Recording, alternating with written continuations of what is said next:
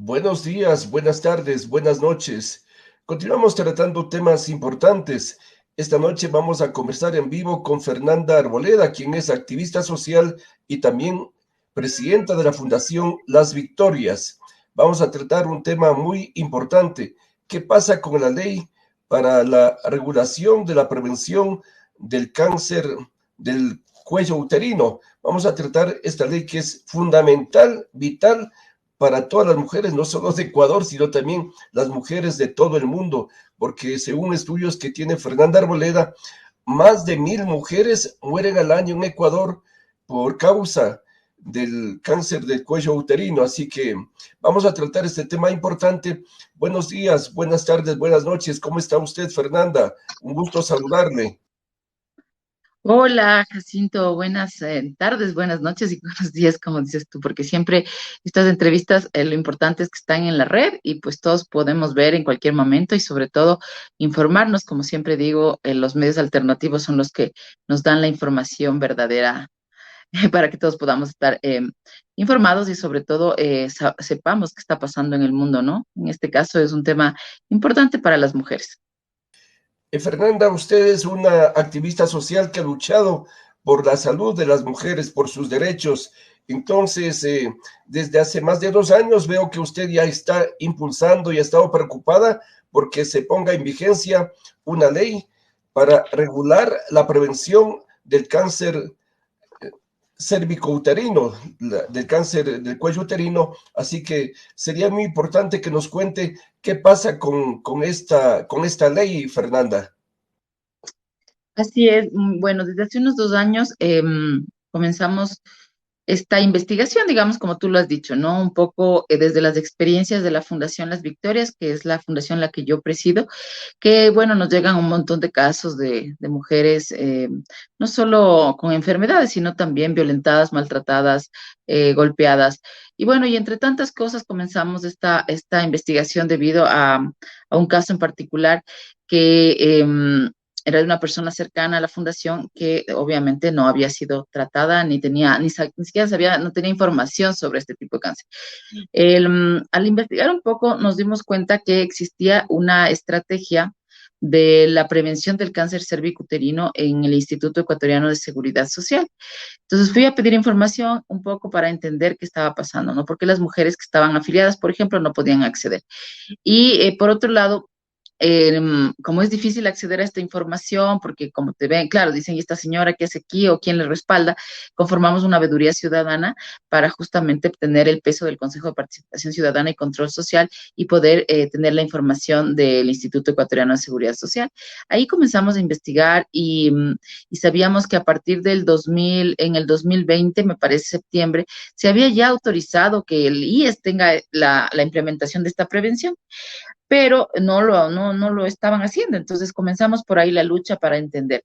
Pero ya durante la pandemia, ¿no es cierto? También nos pusimos a pensar en las mujeres que, por ejemplo, no tienen afiliación al seguro, al IES, y también dijimos, bueno, aquí algo tiene que pasar en el Estado, ¿no? ¿Qué está pasando? Ahí es cuando nos dimos cuenta también que en la Asamblea Nacional se estaba tratando, imagínate, te voy a dar los datos exactos, eh, imagínate que el 30 de mayo del 2019 se presenta el proyecto de ley de regulación para la prevención y control del cáncer cervicuterino por parte del proponente, un asambleísta, Vicente Fernando Almeida. Imagínate que en esa época, en el 2019, ya él había puesto o sea, digamos, a la mesa, ¿no? Que no existía esta prevención a través de la ley y que, por favor, sea tratada en la Comisión de Derecho, Salud y el Deporte. Imagínate que desde el 2019 acá, ¿cuánto tiempo ha pasado? Y pues las mujeres ecuatorianas todavía no contamos con una ley que nos proteja sobre la prevención de este cáncer, que además es un cáncer que tiene que entender el público que es 100% prevenible y que al ser 100% prevenible debería ya estar inclusive erradicado, ¿no? Porque si es que podemos prevenir, porque esa enfermedad sigue existiendo. Es inaudito, entonces, incomprensible, ilógico que si el proyecto de ley se presentó en el año 2019, hasta la fecha ya estamos en 2023, 4 años no haya sido tramitado y aprobado, al menos en segundo debate en esta Comisión de la Salud, y aprobado en la Asamblea Nacional de Ecuador, Fernanda, esta ley que permitiría que lleguemos a implementar una estrategia para prevenir este cáncer que es letal, el cáncer del cuello uterino, Fernanda. Así es, este es un cáncer que se produce en las células del cuello uterino, en la parte inferior del útero que se conecta con la vagina. Este cáncer se transmite a través de relaciones sexuales y obviamente lo grave, como te decía, es que en el Ecuador todavía es un cáncer que produce muertes, ¿no?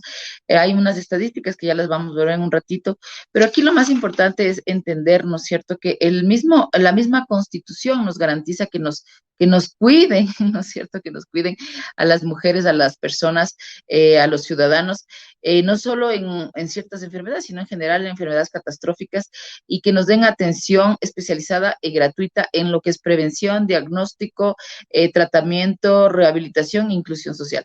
Esto es importante entender porque estas luchas que hacemos desde la ciudadanía son para defender nuestros derechos, este derecho que nos da la Constitución a ser protegidos y protegidas, ¿no?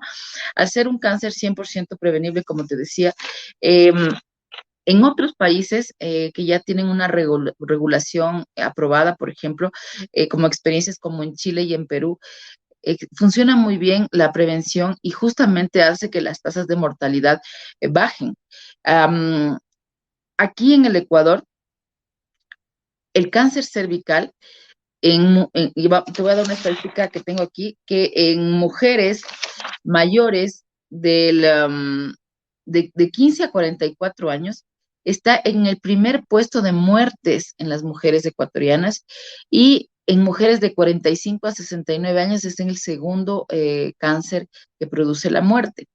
Entonces, ¿qué tenemos que hacer? El Estado, ¿qué tiene que hacer?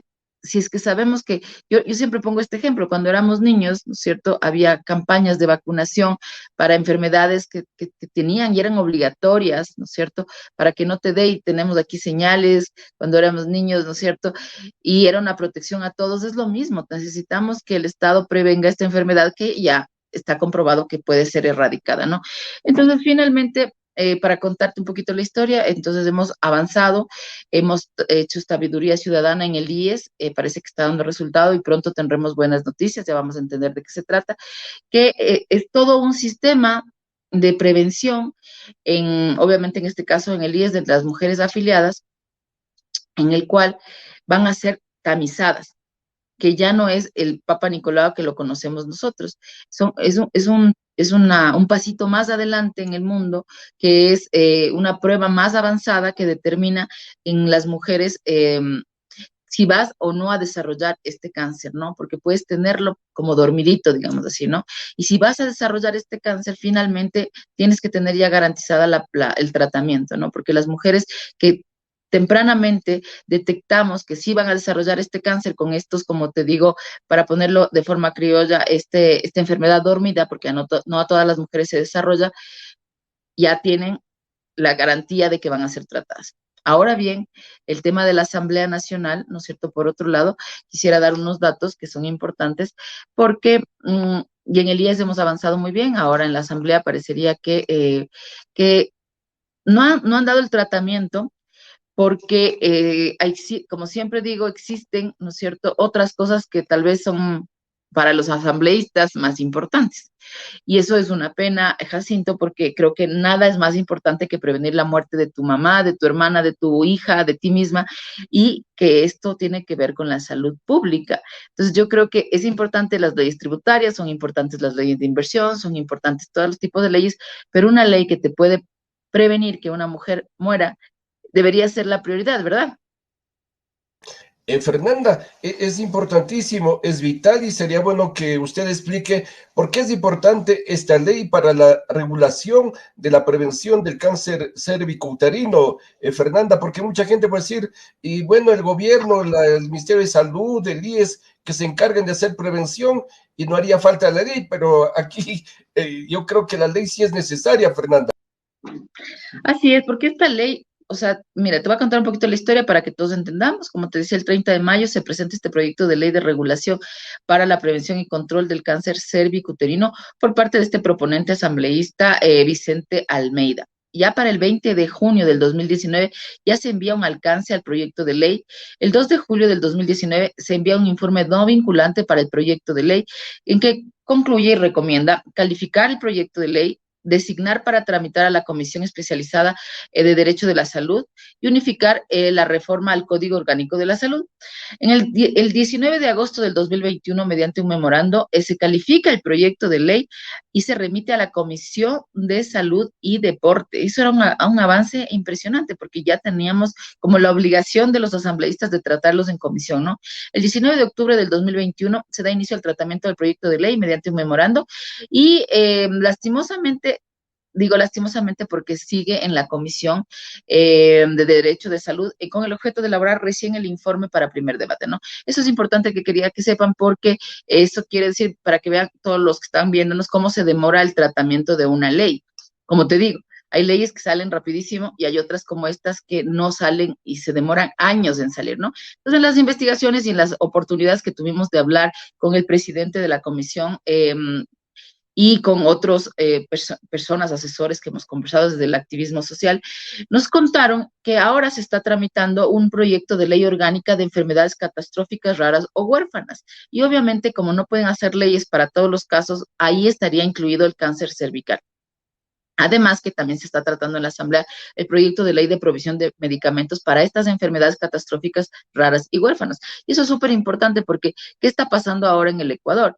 Tú sabes que cuando vas a los hospitales públicos, no te garantizan el derecho a los medicamentos. Y esto es un derecho. Es un derecho que inclusive ahora se ha pronunciado, hay pronunciamientos de la Procuraduría y de instancias internacionales en el cual nosotros los ciudadanos tenemos el derecho a este acceso al medicamento, más aún si tienes una enfermedad catastrófica. Imagínate tú que una persona con diabetes que no puede pagar la insulina o que no tiene un trabajo, no está asegurado y tampoco le da el Ministerio de Salud Pública al medicamento. Y eso está pasando, ¿no es cierto? Entonces, bueno, más allá de todo, el aliciente que digo que tenemos ahora es que dentro de esta ley de enfermedades catastróficas raras y huérfanas se está dando la oportunidad también de explicar la importancia del cáncer cervicuterino y por eso el evento que hicimos el día de ayer en Fundación Las Victorias, convocando a otras organizaciones sociales para que también puedan poner su granito de arena y no sea somos un grupo de personas que estamos luchando por esta ley, sino somos muchas organizaciones que nos importa, y lo decíamos ayer entre estas organizaciones, nos importa, ¿no es cierto?, garantizar estos derechos que nos da la Constitución y sobre todo explicar de manera técnica, ¿no es cierto?, a los asambleístas a través con médicos. Ayer nos acompañó la doctora Yadira Saltos, una especialista en el tema, que pudo explicar, ¿no es cierto?, claramente la situación de las mujeres en el Ecuador. Y por eso es importante que todos entendamos. La primera cosa, como les decía, que este cáncer es 100% prevenible. Eso es sumamente importante porque ya sabemos que se puede prevenir. Eso quiere decir que no debería ni existir porque ya debería el Estado actuar para que ninguna mujer muera por este cáncer cervical, ¿no es cierto? Otra cosa importante que tenemos que entender, que afecta a las mujeres de todas las edades, indistintamente de la clase social y afecta a todas las edades. Por cada 100,000 mujeres, 4.8 mujeres mueren a causa de este cáncer cervical, 3.2 a causa de cáncer de seno y 2.9 a causa de la leucemia. Entonces, ¿qué quiere decir? Que imagínate, el cáncer cervical está en primer lugar, como te decía, de muertes en las mujeres ecuatorianas, ¿no? En Ecuador, como te decía, aproximadamente mueren 1,026 mujeres al año con este cáncer. Y, y lo más grave es que, como te decía, que lo podemos detectar a través de ciertas estrategias que la misma Organización Mundial de la Salud ya las ha puesto en otros países. Y como te digo, en otros países ya es como una enfermedad que ya no es mortal y que ya desde los Ministerios de Salud Pública, ¿no es cierto?, hacen un tratamiento como, voy a decir, como algo sencillo, ¿no? Con algo sencillo, ¿no?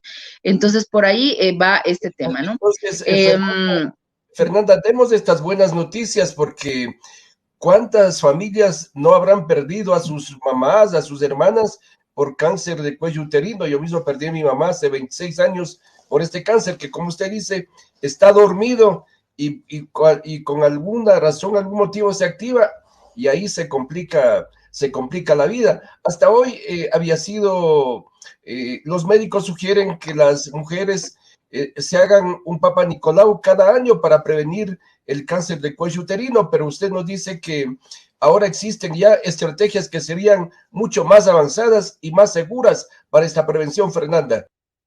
Así es importante entender, ¿no? Que primero, como te decía, este virus que es el virus VPH puede ser identificado en las mujeres, porque podemos estar infectadas sin saberlo, ¿no es cierto?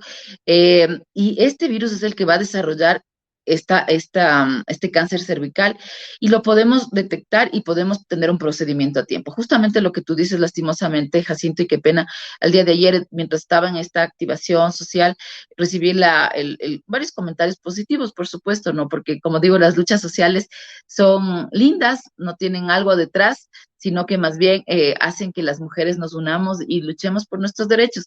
Y un amigo me decía que su mamá también había muerto hace 22 años por este cáncer. Entonces, qué doloroso, es decir, nos llega tan tarde, algo que hace en otros países ya está, como en Chile, como en Perú, que ya está funcionando, que son estrategias simples, sencillas, que inclusive se han demostrado que al tener estas estrategias, que ya las vamos a tratar en un ratito, ahorran al Estado desde la prevención y no desde el tratamiento. Tú sabes, un tratamiento de cáncer es sumamente costoso,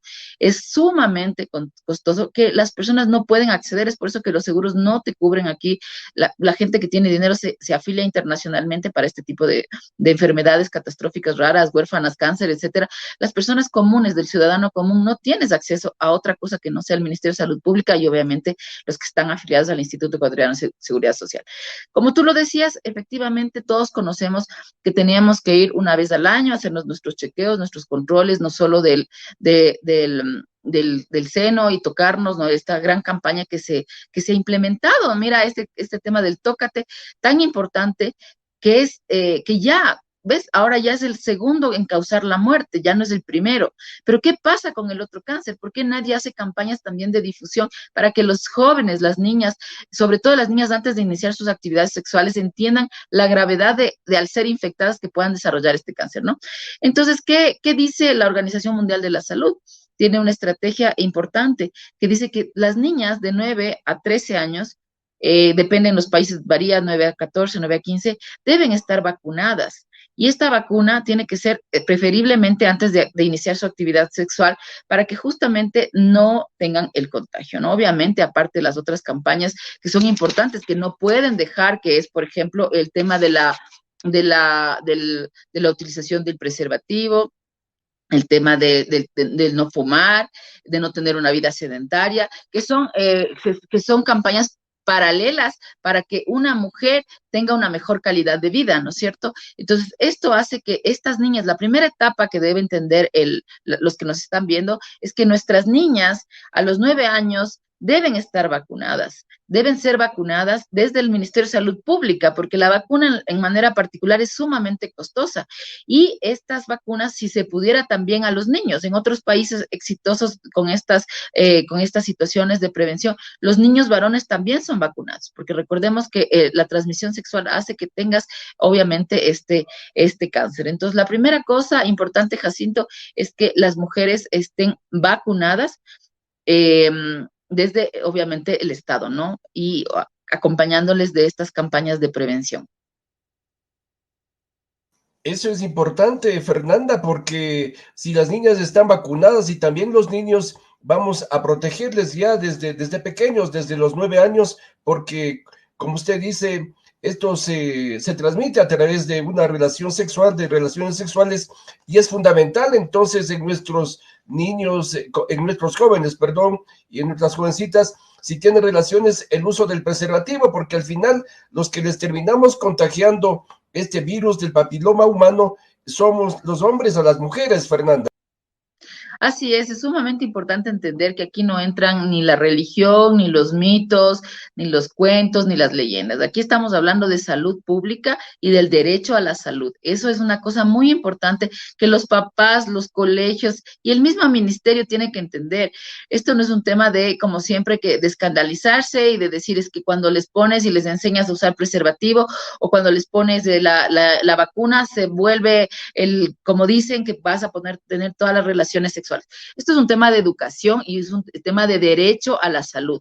Entonces, las niñas, al estar vacunadas, los niños al estar vacunadas, sabes que por cualquier causa, porque tienes una relación sexual sin consentimiento, por ejemplo, tienes lastimosamente una violación, tienes una con consentimiento pero sin protección, por cualquier causa tú vas a estar con tu vacuna, ¿no es cierto? Entonces, bueno, lo ideal es que estas niñas de 9 a 15 años estén vacunadas. Ideal también que los niños, pero ya que las niñas en Ecuador estén vacunadas sería un gran paso. En un momento dado, en la época de la Revolución Ciudadana, se implementó la vacuna, había campañas de vacunación. Ahora el Ministerio de Salud Pública esperemos, esté retomando este tema porque es, como te digo, es grave la situación, ¿no?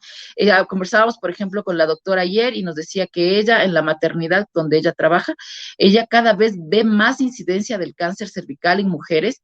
Como te decía, también hay mucho cáncer cervical en mujeres de escasos recursos por la falta de información, ¿no es cierto? Y por todos estos mitos que te cuento y leyendas que tienen de que no hay que vacunarse, no hay que cuidarse, que bla, bla, bla. Entonces, es grave lo que está pasando en el Ecuador. Por otro lado, aquí viene la segunda parte, que es muy importante, lo que tú decías. Nosotras las mujeres tenemos que ir a un control anual, ¿no es cierto? Depende para qué vayas, porque vas también para lo del seno, vas para otras, para los ovarios, para el útero, etcétera, etcétera, a controlarte con tu ginecólogo. Normalmente nos hacían este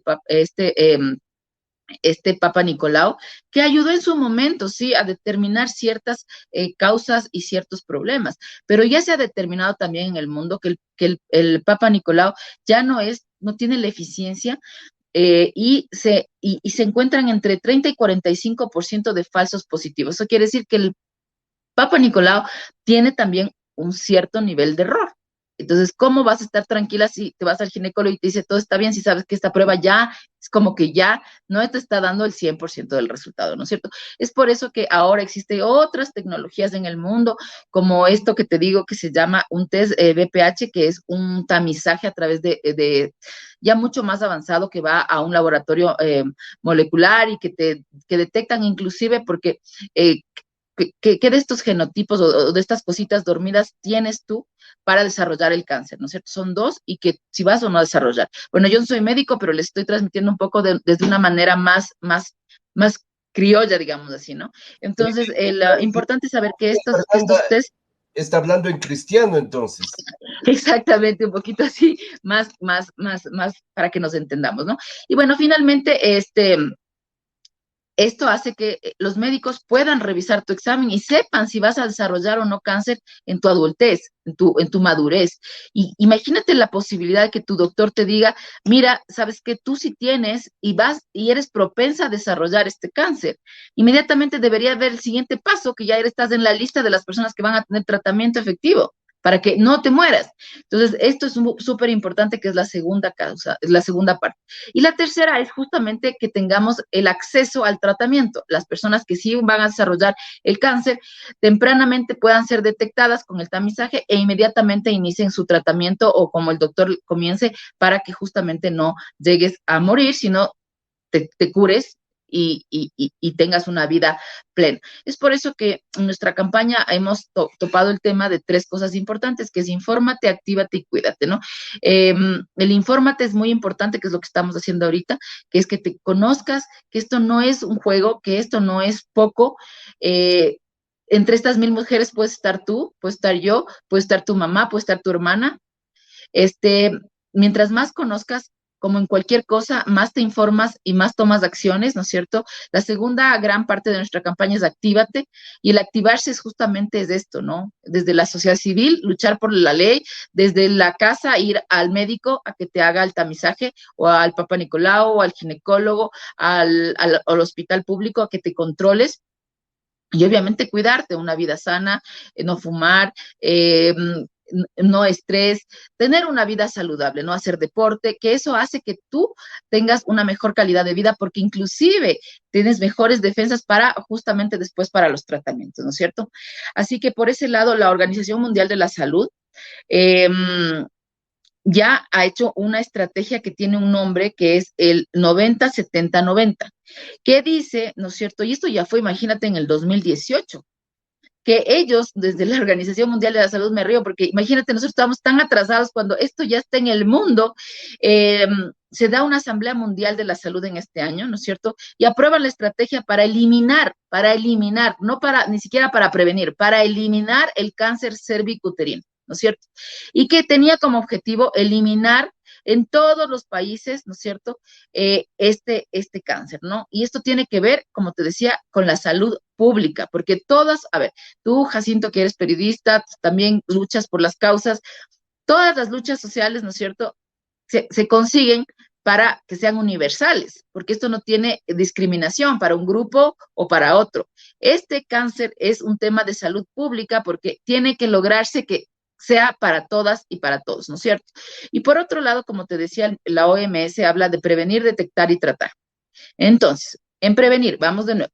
Prevenir es la cobertura 90% de vacunación contra este virus en niñas desde los 9 años hasta los 15 años, lo que te decía. El primer grupo, lograr que el 90% de la población esté vacunada. Por el otro lado tienes el 70%, que es el 70% de cobertura de detección a través de estas pruebas de alto rendimiento en las edades de 35 y 45 años, que es el segundo gran paso, que es detectar. Y por último, tenemos el 90% de tratamientos de lesiones precancerosas y manejo del 90% de los casos de cáncer invasivo. Eso quiere decir que esta estrategia 90-70-90 iba como objetivo a lograr como te decía, la eliminación del cáncer en nuestros países. Entonces, aquí la pregunta es, ¿qué está pasando en nuestro país? ¿Por qué no se ha logrado tener esta ley? Que ahora, ojalá, a través de esta nueva ley que se está tratando en la Asamblea Nacional, que es la de catastróficas, enfermedades huérfanas y raras, se pueda incorporar el cáncer cervical como prioridad al ser 100% prevenible. Esto es lo más importante, 100% prevenible. Fernanda, entonces, para la prevención, para que puedan hacerse estos tests BPH, estaría la población de mujeres entre los 35 y 45 años. Ahí pueden estar nuestras esposas, nuestras hijas, nuestras sobrinas, la vecina, que podrían hacerse este test BPH, Fernanda. Así es, esto es para todas, como te digo, sin discriminación, y ahí, como te decía, es importante entender que que el cáncer no discrimina edad, no discrimina condición social, no discrimina nada. Esto es un tema de prevención y de educación. Es un tema de tomar el problema desde la raíz. Y la raíz aquí es la vacunación. La vacunación, porque si vacunamos a nuestras niñas, a nuestros niños, estamos protegidos como cualquier enfermedad. Míralo, cuando se da el COVID, ¿no es cierto? Todo el mundo se encerró, todo el mundo se asustó, todo el mundo se alarmó porque comenzaron a morir miles de personas en el mundo y pusieron una vacuna que es obligatoria en 4 dosis. Dime tú, Jacinto, ¿por qué esto no está pasando con una enfermedad que sabemos que existe y que es 100% prevenible? ¿Y por qué no hay la obligatoriedad de irse a vacunar contra el virus de papiloma humano? Entonces, sí te das cuenta que para unas cosas se da mucha importancia y que estaba bien, porque fue una pandemia, ¿no es cierto? Pero el virus que produce las muertes en las mujeres en el Ecuador también debería ser un tema de alarma y un tema de decir, a ver, vamos a prevenir que se muera tu mamá, tu hermana, tu hija, tú. ¿Por qué si existe esta posibilidad no tenemos la vacuna y por qué no estamos vacunadas? Inclusive ayer hablábamos con la doctora y explicaba que sería bueno, si ya no te la pusiste a esa edad, al menos ponértela en cualquier época de tu vida al menos una vez y lograr que al menos una vez seas tamizada y tengas una prueba verdadera en donde te van a decir si tú vas a desarrollar, primero si tienes el cáncer, no si tienes este virus, y segundo si vas a desarrollar en cáncer, porque hay mujeres que no desarrollan en cáncer, que el cuerpo las elimina de manera espontánea y que no desarrollan cáncer. Hay otras mujeres, en cambio, que sí desarrollan el cáncer. Entonces, yo por ahí me voy y por eso, Jacinto, es la lucha para prevenir, detectar y tratar. Y lo fundamental es que la buena noticia que usted tiene, Fernanda, es que el IES estaría por implementar estos test, este tamizaje. Entonces se salvarían muchísimas vidas en Ecuador y lo bueno sería que esto ya se universalice para que también se aplique en el Ministerio de Salud, porque hacerse un test en forma separada en un laboratorio particular debe ser muy caro ese test, ese tamizaje, Fernanda. Así es, mira, algo súper importante es que bueno, primero, claro, obviamente, la vacunación ya es carísima en el ámbito privado, no de lo que tuve alguna vez conocimiento, es un valor, pero es increíble.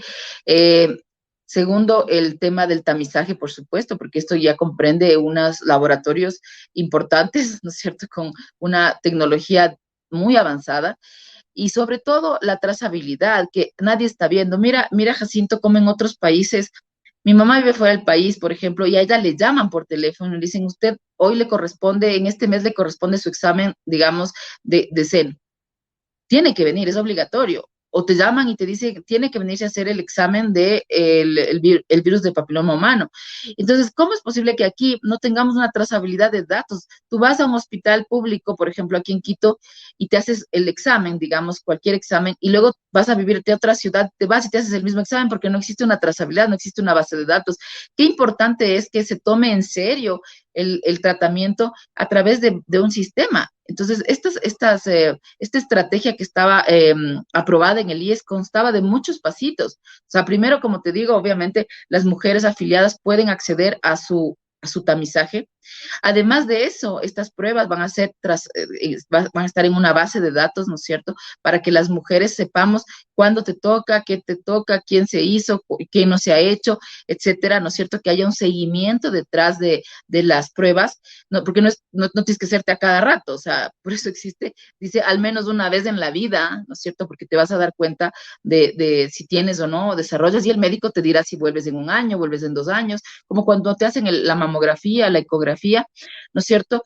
Y mira, súper importante estos datos, por ejemplo, del IES. Mira, eh, de el 1.800.000 afiliadas de 30 a 65 años que tiene en el Ecuador, eh, un millón, sí, de 1.353.000 acceden a la seguridad social, de las cuales 647.201 tendrían acceso a este tamizaje. ¿Ya? Eso quiere decir que actualmente el IES está haciendo un trabajo con un grupo, pero quedan fuera 821.000 mujeres que no han accedido a este tamizaje, por lo que sea, por la falta de medicamentos, por lo que sea. Entonces, lo que tenemos que lograr es que todos este 1.300.000 mujeres sean tamizadas. ¿Pero por qué tenemos que lograr esto? Porque de este 1.300.000, ¿no es cierto? Sigue bajando, y logras que el incidencia, les voy a decir así rapidito porque es importante que vean cómo se va bajando, ¿no es cierto? Tamizamos a 800.000 mujeres. De esto, 11.90%, 86.717 tienen incidencia de alto riesgo. De estas 10% desarrollan lesiones, eso quiere decir que 8.671 mujeres pueden desarrollar lesiones. De estas, del 10%, son 867 que decía alrededor de 1.000, esto es del IES, ¿verdad? Solo del IES, del estudio que nos dieron facilidad de leer, ¿no es cierto? Son las que desarrollan el cáncer. Eso quiere decir que si no son tratadas, imagínate, solo las afiliadas ya serían casi 900 mujeres que pueden morir con el cáncer. Es por eso que las estadísticas son aproximadamente que 1.000 personas, 1.000 mujeres mueren al año en el Ecuador. Pues bien, entonces, en conclusión, Jacinto, la lucha sigue. Creo que vamos en un buen camino. Comenzamos desde el IES, porque por ahí nos enteré, yo quería entender por qué yo no he sido tamizada, porque la gente de la fundación que accede a los servicios no tiene servicio de salud, por qué nadie se ha preocupado por esta lucha, y encontramos estos borradores de ley, encontramos que ya se está tratando en las comisiones, pero necesitamos el impulso. Por eso que el día de ayer tuvimos este evento para que las organizaciones sociales nos apoyen y mandar un último intento, digamos, hacer a la comisión, que hemos sido, voy a decir, hemos sido bien recibidos, pero hay que también reconocer que es un tiempo muy largo para que se apruebe una ley. cuando obviamente no está en la mirada de los asambleístas, ¿no es cierto? Porque si fuera, como digo, la ley que de inversiones o la ley que también es importante o la ley de tributaria o la ley de los impuestos, etcétera, se tratan en 2 meses, pero estas leyes que son para salvar vidas van ya aproximadamente 2 años. Sí, porque sería bueno que el IES empiece a llamar a las afiliadas a que se realicen este test, este tamizaje del virus para la detección del virus del papiloma humano, porque ahí ya se sabría quiénes pueden tener esta enfermedad y quiénes no van a tener en el futuro. Y además se estaría protegiendo a las afiliadas que tienen más de 45 años también, Fernanda. Así es, eso es lo importante de esta estrategia, ¿no? Porque como es una estrategia, no es suelta, viene desde, obviamente, la salud pública, que debería ser la vacunación con las niñas, en el IES para Ministerio de Salud Pública, e IES, digamos así, para los no afiliados y para las afiliadas, este tamizaje que debería ser implementado de forma inmediata, que parecería, como te digo, que hay buenas noticias. Espero que en próximas semanas ya pueda inclusive cerrar la veeduría ciudadana, porque ya se llega al objetivo, esperemos que sí, que ya se implemente este tema del tamizaje a nivel nacional, que las mujeres podamos acceder, tanto en el IES como en el Ministerio de Salud Pública, a este examen al menos una vez en la vida, y que nos puedan decir si tenemos o no propensas a desarrollar el cáncer, ¿no? Y que nos garanticen, como yo digo, que es lo más importante, el derecho al tratamiento, el derecho al medicamento, el derecho a la salud, que finalmente es eso. Y otra cosa importante, Jacinto, de mencionar es que en todos estos estudios que existen, porque por ejemplo, para promulgar las leyes y los borradores, hay pero data increíble que te explica y te dice todo lo que pasa en el Ecuador, en el mundo, las estadísticas, etcétera. Hay una parte importante porque en la asamblea requieren inclusive el tema financiero. Entonces, por ejemplo, son miles de millones que se gasta el IES, por ejemplo, en los tratamientos ya de mujeres con cáncer. Y obviamente en los análisis te dice que obviamente tratar en prevención va a ser mucho más barato, digamos, no barato, pero menos costoso para al Estado, al IES y al Estado en la prevención. Y eso pasa en todo, Jacinto, tú que eres periodista, entiendes, en todas las enfermedades, en todo el tabaquismo, en todo el alcoholismo, la prevención es mucho más barata, menos dolorosa que la intervención cuando ya es tarde, ¿no? Si la prevención es fundamental, tengo algunos mensajes para usted, Fernanda. Un mensaje de María Augusta Rodríguez que dice: excelente entrevista y muy buena labor por parte de Fer Arboleda en calidad de presidenta de la Fundación Las Victorias, por su trabajo, lucha, apoyo y constancia para la aprobación de la ley, la misma que beneficiará a la salud de todas las mujeres ecuatorianas. Muchísimas gracias. Sí, estamos, María Augusta, es una lucha para todas las mujeres, no es para mí, no es para mi hija, no es para la vecina, es para todas, ¿no? Finalmente, ese es, como yo decía ayer en la conferencia que dimos, justamente las luchas sociales son para todos, para garantizar derechos, para que todos estemos bien. Mira, recién acabamos de pasar el Día Internacional de la Mujer, ¿no? ¿Qué hubiese pasado si estas mujeres no luchaban por las mujeres? No estaríamos después de tantos años diciendo y garantizando nuestros derechos, ¿no? Lastimosamente en el Ecuador hemos tenido muy duros retrocesos y, y nos sentimos vulneradas, nos sentimos desprotegidas, y no solo las mujeres, yo creo que los hombres también, y todos, y nos sentimos inclusive inseguros de salir a las calles porque nadie nos garantiza el derecho a la seguridad, por ejemplo, el derecho a caminar libremente, el derecho a no ser maltratadas, a no ser golpeadas, a no ser violentadas, pero aún a ser asesinadas o como lo que pasó, ¿no? Con el caso de María Belén Bernal, no garantizar tu derecho a la vida, ¿no? Y yo creo que estas luchas de las mujeres y de todos, como siempre digo, es para esto, para que todos tengamos igualdad de oportunidades y que todos tenemos el derecho a la vida, a la salud, a cuidarnos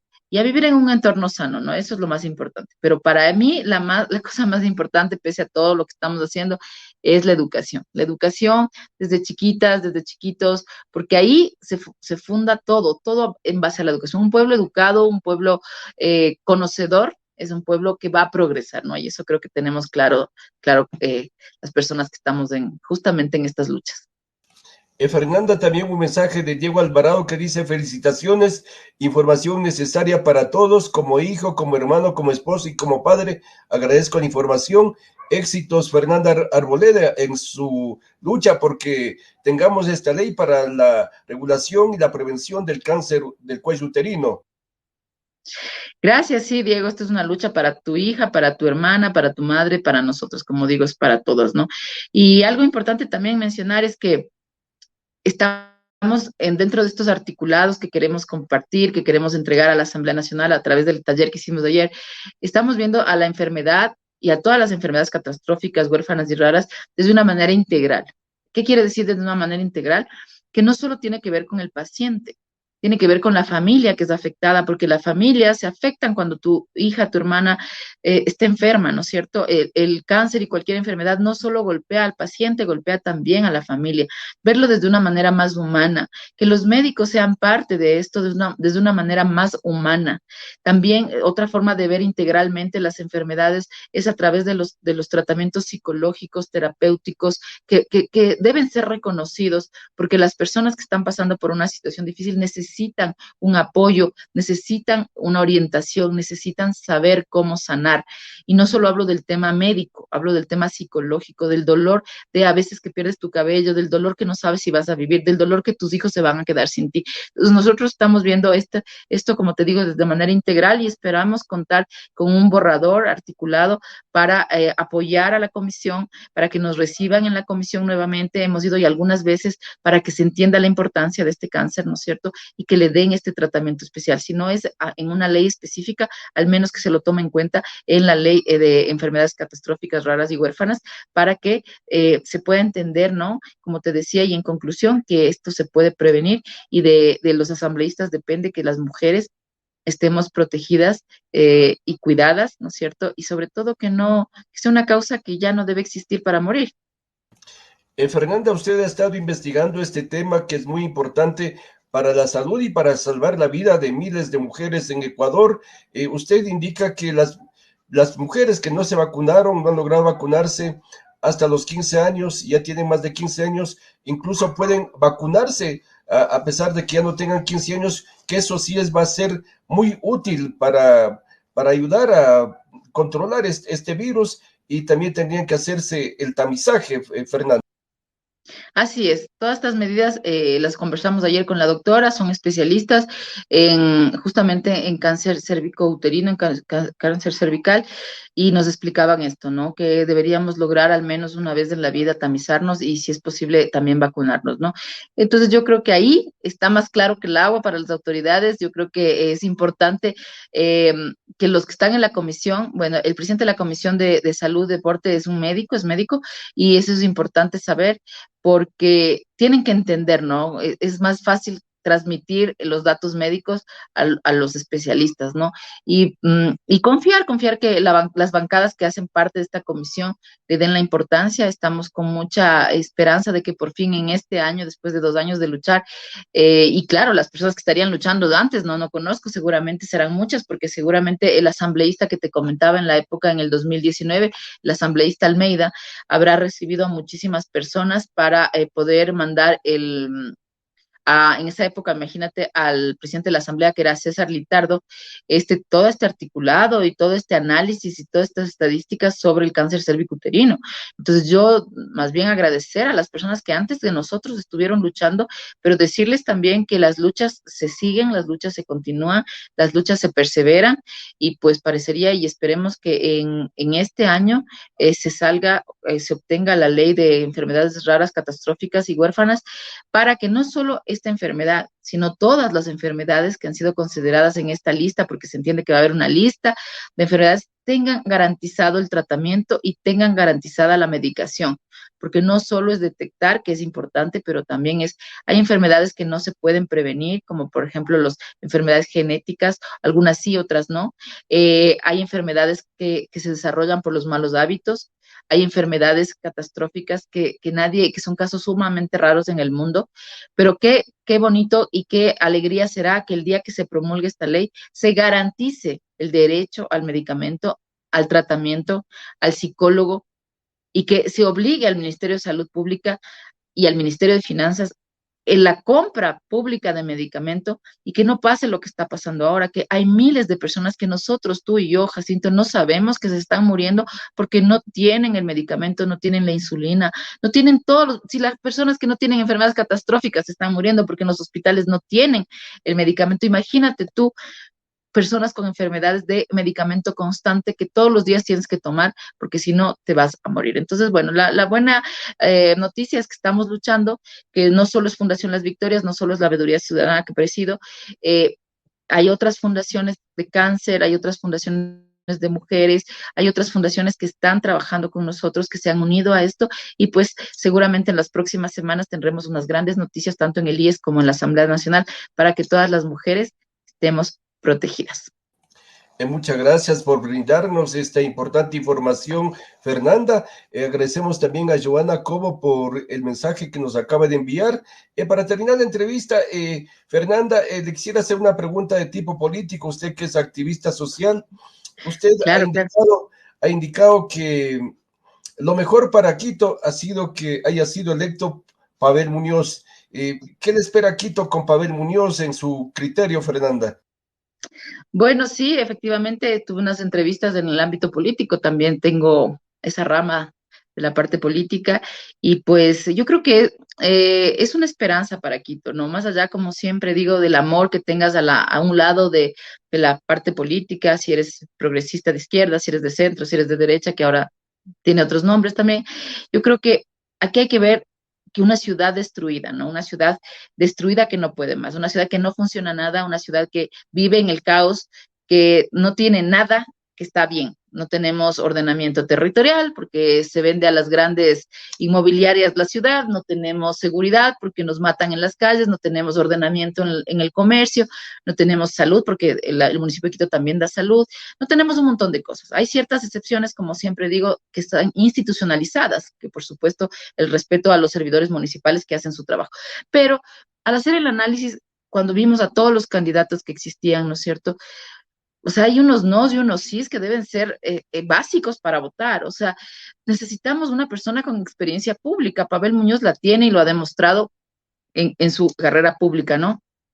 Necesitamos que no solo tenga experiencia pública, que además conozca cómo se planifica una ciudad, ¿no? Eso es súper importante porque la ciudad necesita planificación, esta orden, necesita respirar aire puro, necesitas a alguien que pueda ver desde un contexto completo, ¿no? Yo leí las propuestas de todos, muchos repiten las mismas cosas, todos quieren salvarnos, pero el cómo es el realmente importante. Yo creo que ahí, por eso, tal vez como digo, Pavel Muñoz es la persona porque en el cómo lo hizo, porque sabe hacerlo, fue asambleísta, fue secretario de planificación. De hecho, trabajó en el municipio de Quito, me parece que en el 2009, 10 por ahí.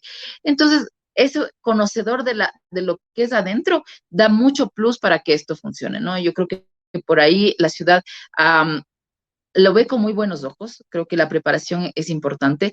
No digo que las personas que han estado en lo privado no lo puedan o no puedan tener ideas, pero yo que he trabajado en el municipio de Quito por muchísimos años, sé lo importante que es llegar y trabajar y no llegar a aprender. Y ese es un plus que también tiene, pues no va a llegar a aprender y el aprender te toma al menos 2 años. La ciudad necesita desde el primer día acciones. Creo que se está viendo bien el proceso de transición.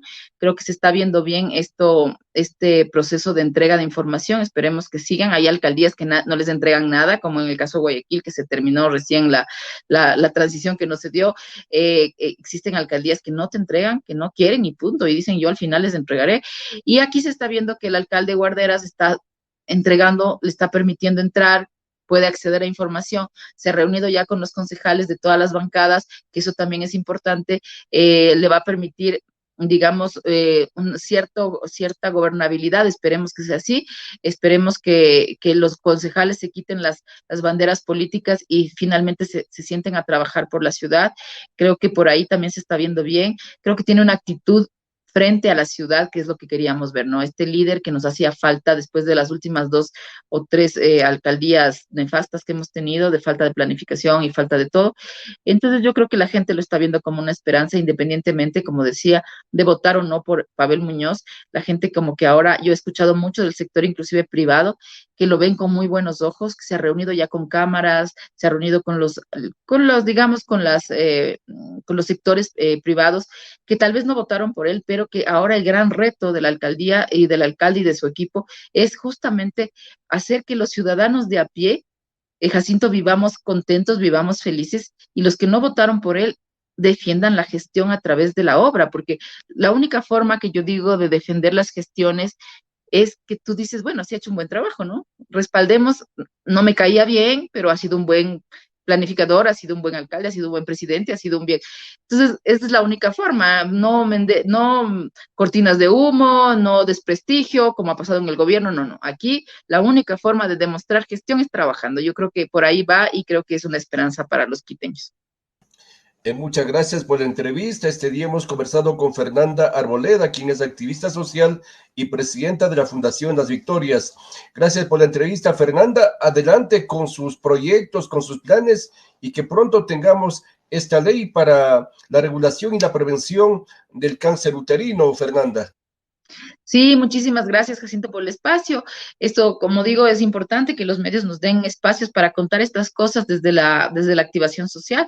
Invitar a las personas que quieran ser parte de los proyectos de Fundación Las Victorias. Estamos en todas las redes sociales, atendemos alrededor de 7,000 personas al año y pues puedes donar, puedes ser voluntario, puedes ayudarnos en todo lo que te puedas imaginar.